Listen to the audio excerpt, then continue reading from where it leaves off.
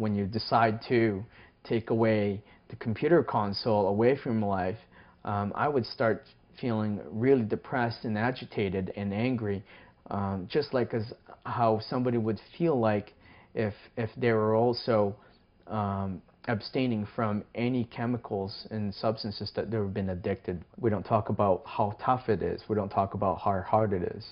We don't talk about the stresses that comes with immigrating to another country. At the age of 12, I was, had left no choice but to adapt, because I had to leave everything in my homeland. I remember going to school and having a hard time making new friends. I also remember that as I tried to make new friends, it was tough to make those relationships become the relationships I used to have when I was younger in the Philippines. And I remember being in my first fight in high school, how much of a negative experience that was. As I got older, I saw the use of online,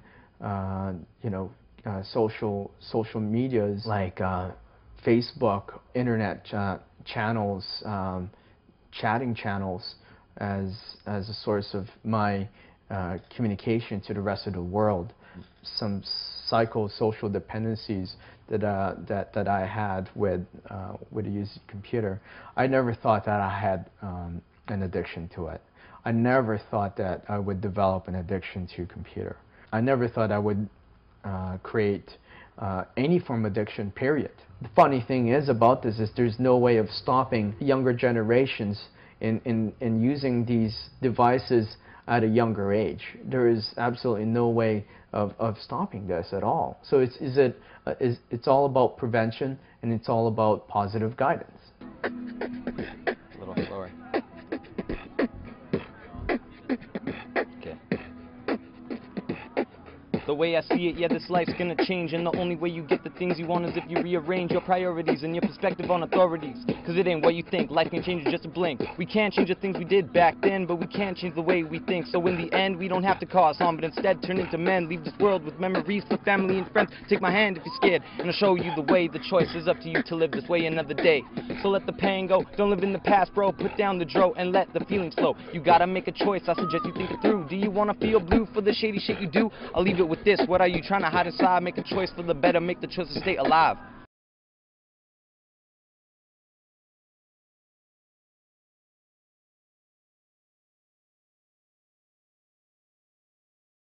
My addiction started when I was like 10.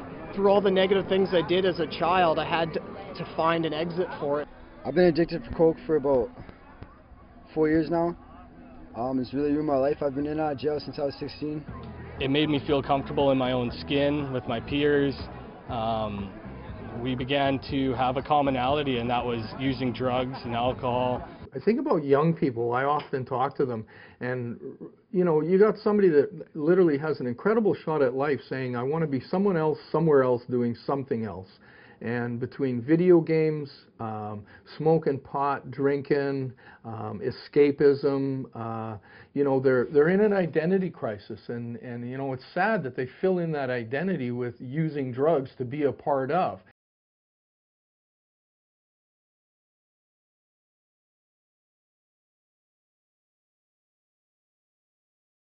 This is my son Calvin, my daughter Tristan, my wife Susanna, and my other daughter Malia. My husband just finished the program before our son was born. My drug of choice is cocaine.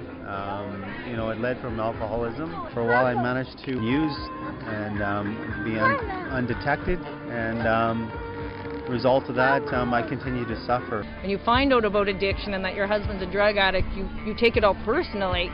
And by education and a women's group, you get to learn that it wasn't about me, and you get to heal from that. We had nowhere to live, so the last door invited us in. So Morgan was 8 weeks old and Jackson was only 18 months old, and they basically saved our family. I always say they didn't even just save Chris from his addiction, they kept our family together. Identifying that their primary problem is their disease, not their nationality, not their ethnic origin.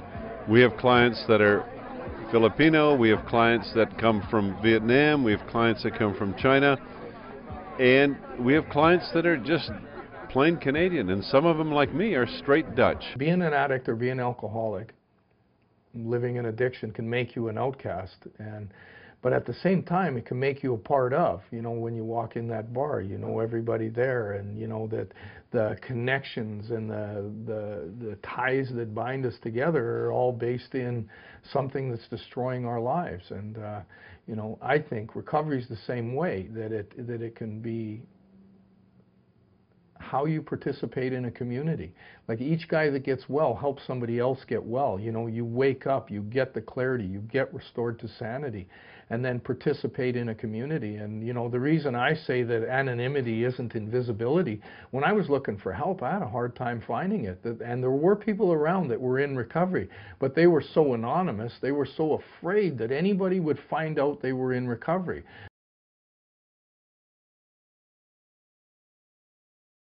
Addiction is a family disease, and families need to recover from it. There is hope. I'm standing here with my two boys who, you know, are almost 16 months and almost a year clean. I think you define addiction like you're losing control, you're doing things you said you wouldn't do, that, go figure, everyone in your life seems to have a problem with what you're doing. And if you're listening to other people, you reach out for help. You don't have to have the rock bottom. You don't have to be on the street. Most of the addicts I meet aren't on the street. They still have houses and cars and jobs and moms and dads and everything on the outside, often looking not too bad. But really inside, if you look around and you don't feel love anymore, or you're not happy anymore, or you, like I was saying, you're at odds with the people in your life, then it's a problem. And the sooner you do something about it, the better, because you just have to come back from that oppression and depression and insanity. Understanding what addiction is, it's not just drug use, it's not just drinking. It's based in all of that negativity, and it's a pretty overwhelming force. People are losing their lives, destroying their families, and if they would have just reached out for help and had those conversations. I mean, nothing's 100% guaranteed. Me, I believe anybody that puts an honest effort in gets well. So I think anything you do to participate in recovery is going to make a difference.